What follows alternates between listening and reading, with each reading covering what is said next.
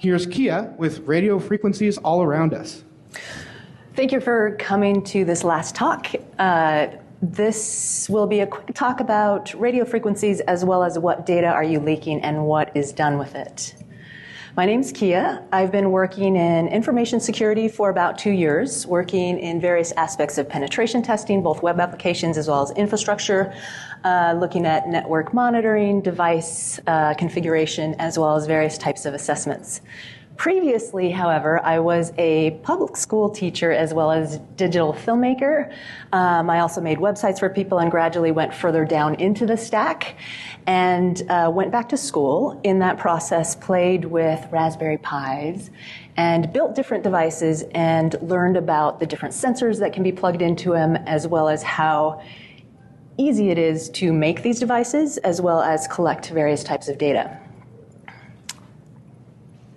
What will be covered in this talk, a brief look at radio frequencies and how they transfer data, looking at the proliferation of IoT devices, because these are the devices that are really leveraging RF, and looking at the data that's being transferred from a security perspective.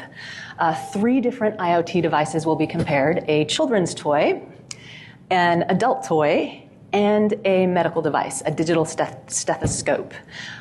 These are they're transferring data that really should be secured because it is our personal data. How I got interested in this, I may have participated in war driving competitions associated with DC, the DC 719 folks.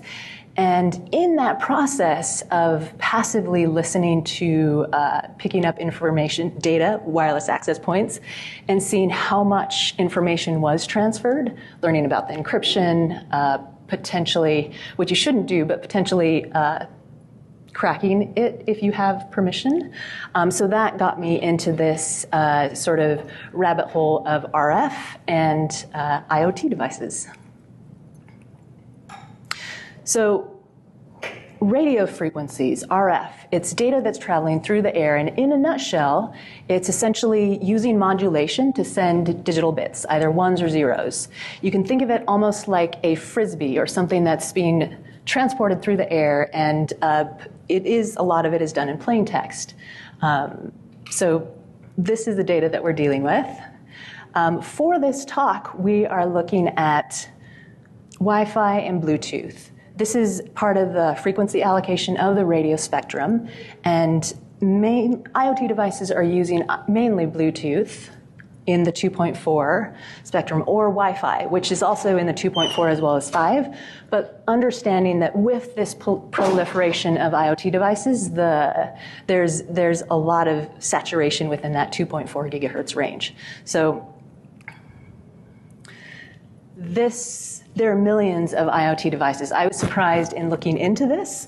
There are, at the recent CES, a lot of these types of devices were revealed. So there's a Wi-Fi connected oven, light bulbs that you can control using a slightly vulnerable protocol, Zigbee. You can use them to a mobile device to open up your garage, to access your home via camera, look at what's in your refrigerator.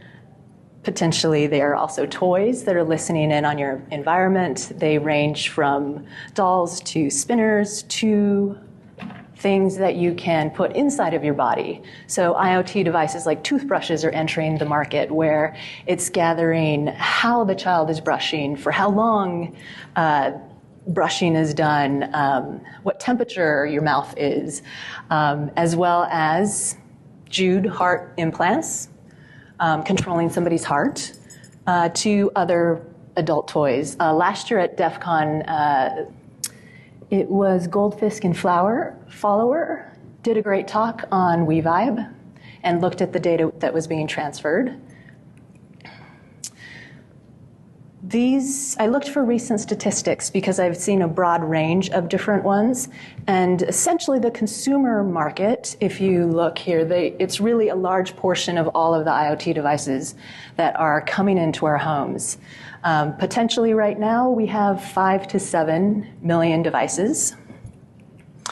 And looking at a definition, they're essentially devices with sensors that connect, communicate with, and transmit information to other devices and send that data through the internet. This allows us to do really fantastical things. So for example, the average person can get any sort of mobile device and say, check if the house is being vacuumed via Wi-Fi. Very important. Smart tools, power tools are being used to sync wirelessly and allow somebody to do their record or bookkeeping online. Baby cameras, allowing people to check on their babies, but potentially these are all internet-connected devices. Is this secure? What could possibly go wrong? And another duality is when you talk to manufacturers, there's a tremendous desire to push these products on into the market and capitalize from them. So they do want to give the guys that they are secure, and they make it very easy to set up. So this is, you may have heard of Cloud Pets. This is from their website 2 weeks ago. You know, they still have built-in security, and it says parents can choose who can send message to their child and approve every message sent to the device. However, earlier this year, somebody said, hey, at Cloud Pets, somebody named SH sending messages to my child, to my child's Cloud Pet, and the app won't let me block him. Please help. So somebody from the outside is reaching into the person's house and has taken that control. However, security is important. And so here's another device. D-Link makes routers as well as other IP cameras. And so they also have very easy to secure. However, also earlier this year, the FTC filed one of its first complaints. This is currently being settled. It's a lawsuit that is continuing. So why are these security issues, why are these issues coming up? So very briefly, in getting into this, and I want to move through this really quickly, Wi-Fi is plain text data. So this is a scan of a coffee shop.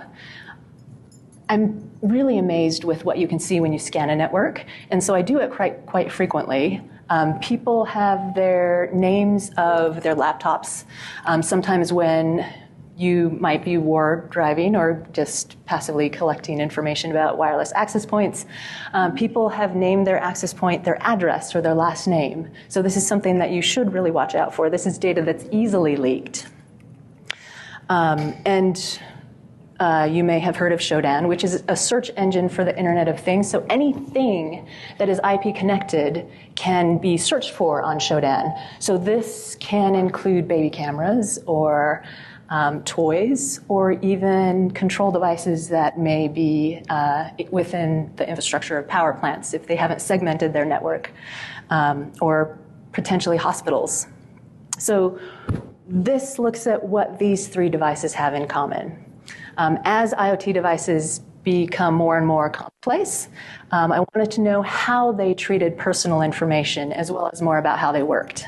So Barbie, I bought Barbie on Amazon. It's a toy for children. She listens to a child's conversation, sends it to a server, and then that server processes it and responds to the child. I mean, this is all happening very quickly, and it's sort of It's very interesting in that she does use the home access point, the wireless access point. This has been pen tested by other people, and those results are available online, but I wanted to try it out. So do check it out if you're interested in this.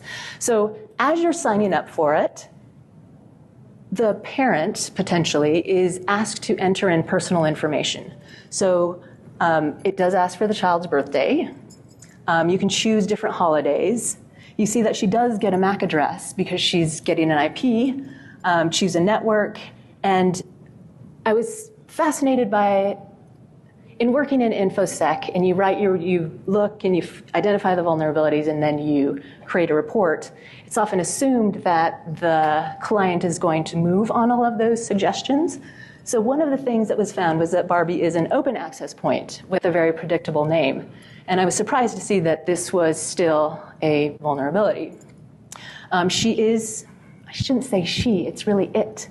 So it is transferring data using a TLS encryption, and previously she was using just regular unencrypted HTTP, so that was an improvement. Looking at the privacy policies and what happens to the data, along with recording a child's voice and sending it to a server, and they have the rights to keep it, do analytics on it, make their product better, and it's really Toy Talk that's supplying the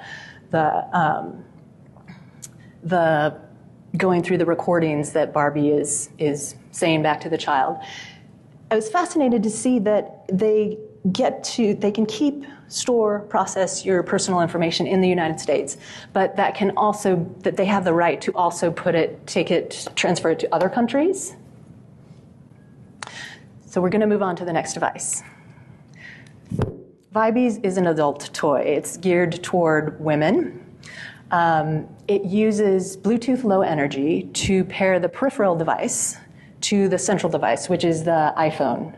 I was fascinated with this because it's a mobile app that is a social network. So it allows people to, you invite them to this network and let them control it from wherever they are in the world. So as you're signing up for the app, she's sitting on the couch and it says distance doesn't matter. So working in InfoSec, this is a little bit concerning because it's anybody on the internet who can get to this. So I thought I'd sign up for it, but this is essentially how it works. The partner, the person, wherever they are in the world, you can see that there's chatting going on. So they're exchanging pictures, they're chatting, and then it'll go through the internet, and they could be like swirling, making like finger patterns, and that is sent to the vibrator at the other location. So they're using the open network, and then once they're inside of within close proximity to the device, then it sends that command via Bluetooth. What could go wrong? So privacy is important. This is something that very personal information is being transferred. And so when I got this app, I was like, do I want to sign in with Facebook? No, I don't. So went through the sign-up process, and it wanted access to all of my contacts, which I was like, no, and then it wouldn't work. So let me back up a little bit. I wanted to see what this traffic was like, so I set up a Bluetooth sniffer and simultaneously set up a man-in-the-middle proxy. So I could see the Bluetooth traffic as well as the traffic that the iPhone or the personal device was sending. So it wouldn't actually connect to create an account with the proxy. So I had to take it all apart, go back, and it still wanted to access all of my contacts, which when it does that, it overlays itself over starting from the alphabet. There are kids in there, there are coworkers in there, which it's like, who do you want to invite? And it's really scary because you might touch the wrong part of the screen. So I was like, okay, let's try it out, be really careful. This next screen is the privacy settings. So you can change the password. The password, there wasn't any need for it to have any sort of password complexity. You could turn on security, which essentially allowed you to set a 4-digit code for the pairing process. And this last one, it says enable analytics. And so analytics was on by default. And I really didn't want that. And so I turned it off. The Bluetooth connection, that was actually sending encrypted commands, so that was good. Went through the process. I mean, part of it is plain text communication, so it is broadcasting its name because you want to find it and pair with it. However, man-in-the-middle proxy, even while analytics was off, every time an action occurred or your partner sent you a chat request, a flurry of information was sent from the device. And so in looking at it, I was like, but I turned it off. So these are all just, these are in addition to the regular analytics that the device is taking and sending to its own servers. Because, didn't tell you about this, there's also this app allows you to download books from their site. And so it reads the audio, and as you're listening to it, then it sends out vibrations, according to the story. So I was like, this is really a fascinating application. In looking at these, there was a lot of information that was being sent. Times were being logged. So some of it is like, okay, this person is using this device. Implicit logging was on. Here's Google Analytics, and it was tracking everything similar to when you put any sort of application within any sort of web application that's being browsed. So I thought that if I turned it off, then all of my actions were not being sent. However, that was definitely not the case. And so looking at their privacy policy, it said, we use information for analytics to help us deliver and improve our products and services and manage our business. If you do not wish to participate in improving the app, you may opt out by disabling the analytic function from the settings screen. So they had a page on their website about privacy and that security is important to them, and please let them know if you find any vulnerabilities. So on 2 days ago, on July 24th, I wrote them a letter saying, and I also slightly took a look at their website and sort of scanned it, but just on a very superficial level. And even though they say that they're using SSL to encrypt all of your traffic, they were not making all of their website calls for their assets, their images, and so those were loading via regular HTTP. So if anybody's looking at that traffic, you know exactly what the person is looking at. So I sent that information along with, hey, and by the way, your analytics, if you turn it off, it's actually tracking the whole time. Like, it makes no difference on your application. So he responded very early this morning at about 3 o'clock and said, thank you for sending it. We are taking a look at it. The other device, I'm going to go through it really quickly, sorry.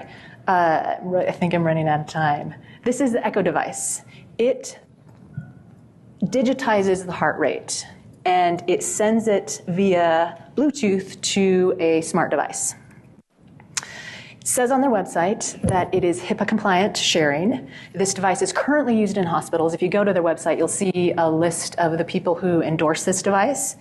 And it says right underneath it, bring in a second opinion by texting or emailing a quick recording to somebody. And if you look at anything having to do with HIPAA, there are about 18 PHI identifiers.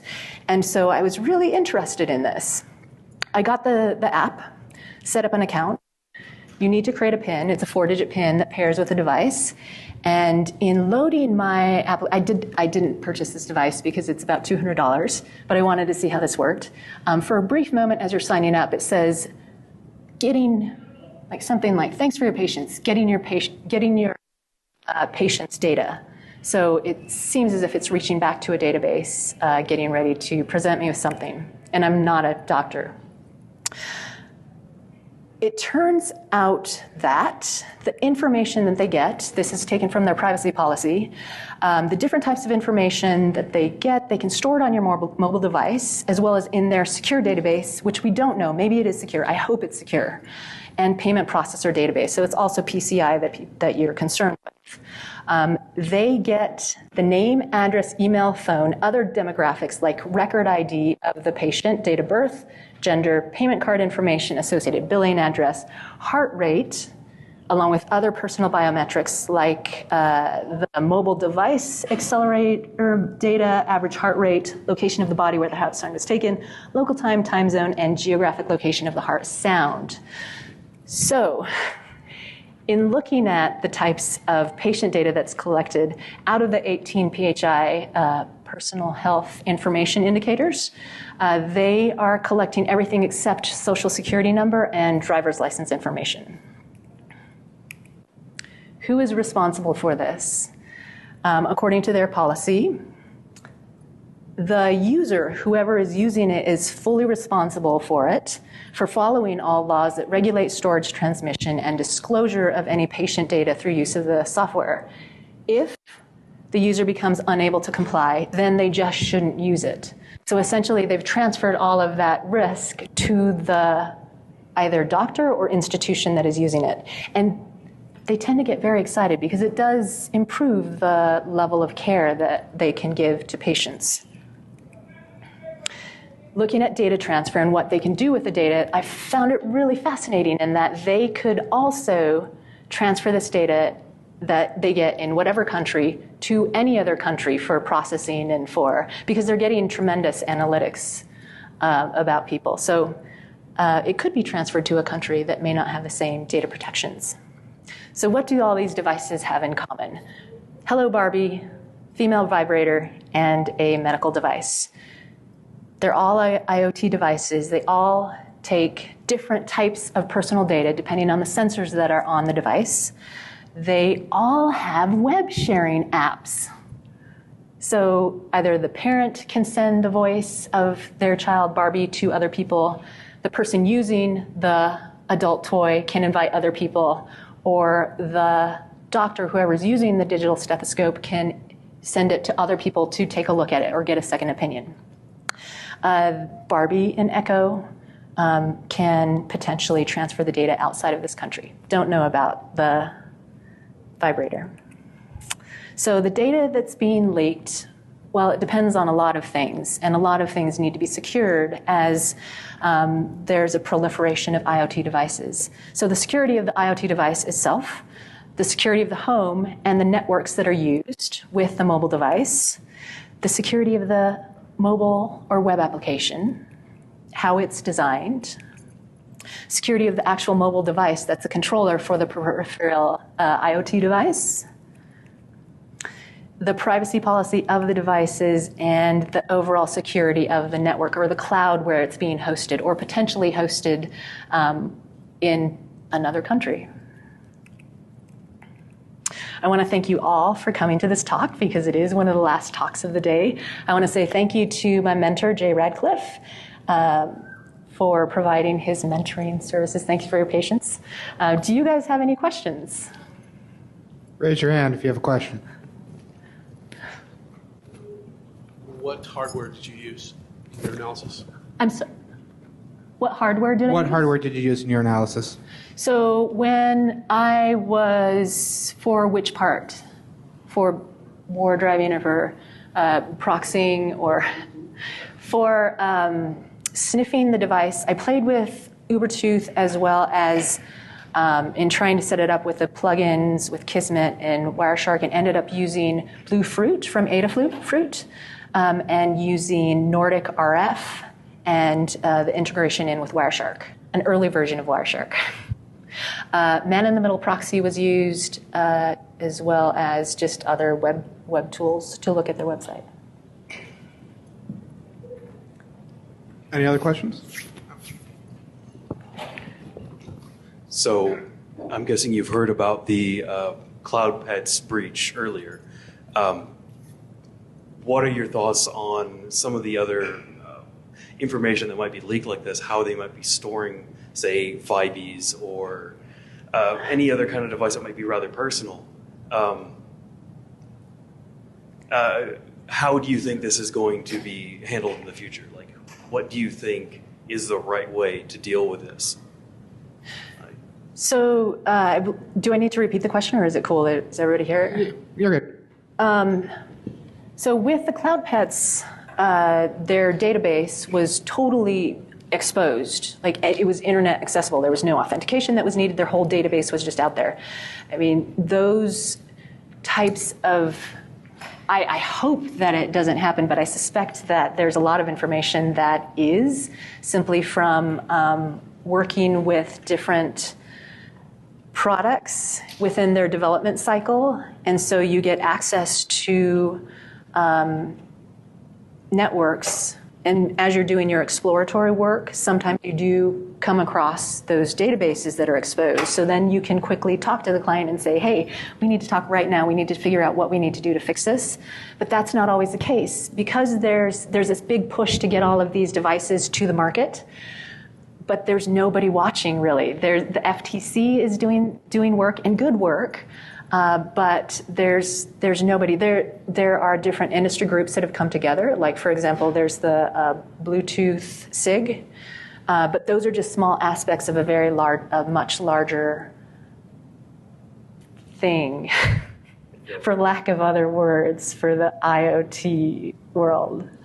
I hope that we can come together to figure out somebody that can look over this. I mean, I hope that more devices are pen tested before they get to the market. But in the case of CloudNet's Spiral just vanished. Yeah, and sometimes their website isn't even up. So these consumer devices are hitting the market. And thank you for coming. I've been given the signal. Sorry, I've let you go a bit over with the questions. But thank you, you. everybody. We're going to get started in just a few minutes.